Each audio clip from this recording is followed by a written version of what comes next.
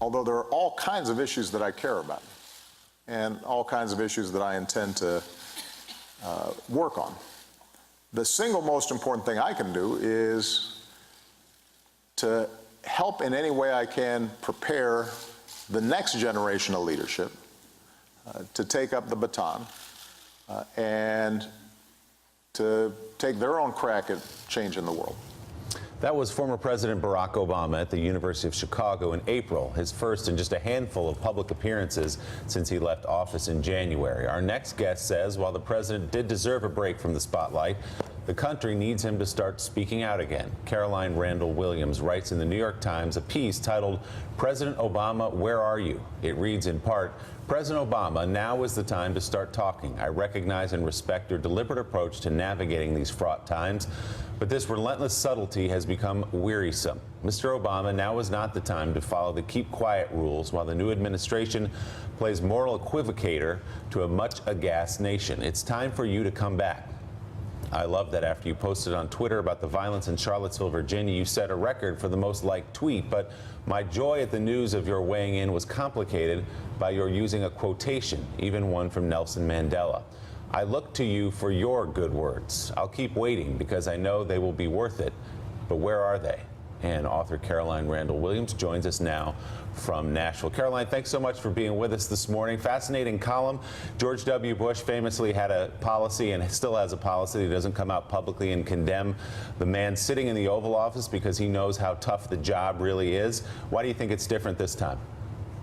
I think it's different this time for a lot of reasons, but I think one of the reasons I think it's different is we've never been in a climate where, the turnover has been so rapid. People in authority positions are continuing to question the president and what's going on on Capitol Hill and in the White House 8 months into the presidency in ways that make us feel very unsettled. And so I think that, passing on the baton, when you do that, you assume that the person who you've passed it to is going to carry on running the race in the same manner or within the same parameters that you had done it. I think that is not happening here.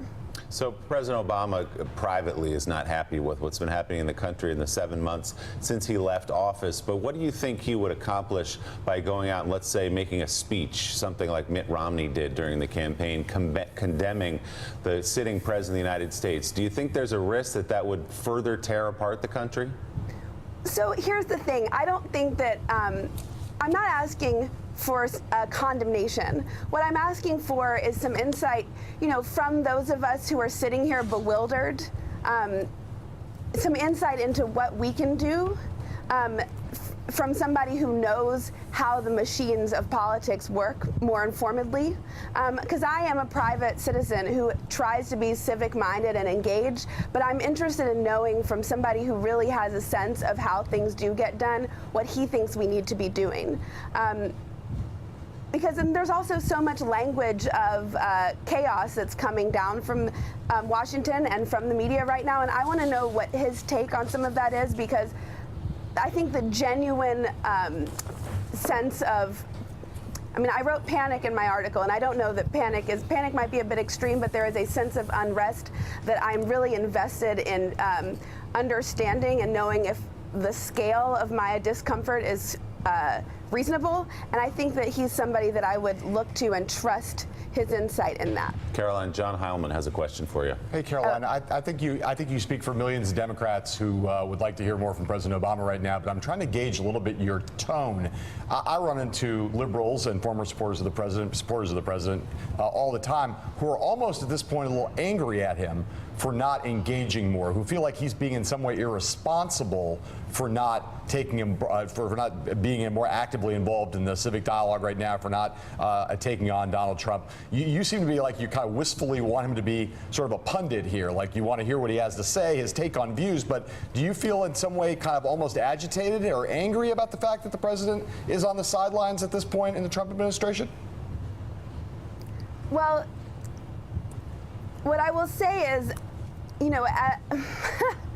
yes, I'm frustrated because I do think that when, As I said, I only ever voted for Barack Obama until November of 2016.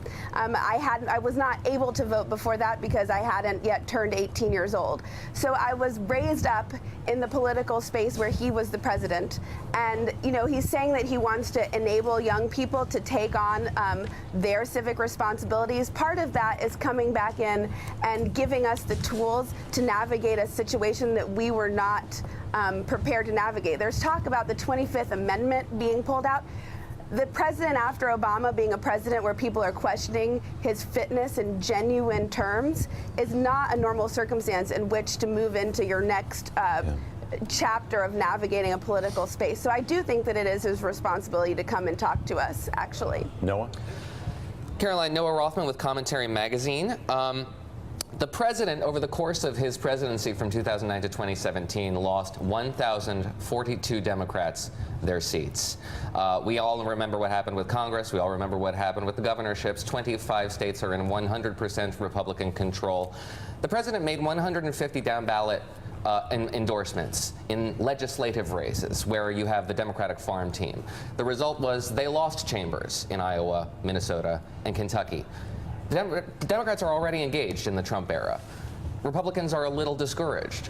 Do you think that getting President Obama off the seat might be counterproductive? Might the president getting off the ref's chair engage Republicans in a way they're currently not engaged? I don't think that we can be afraid of. I don't think that we can be afraid of engaging with people of opposing views. I think that part of stepping back and not having these conversations is what has bred things like what happened in Charlottesville. Things that we haven't seen in generations because we haven't pushed all of this up and out. There is no way around this. We have to go through it. So I think that we have to have the conversations.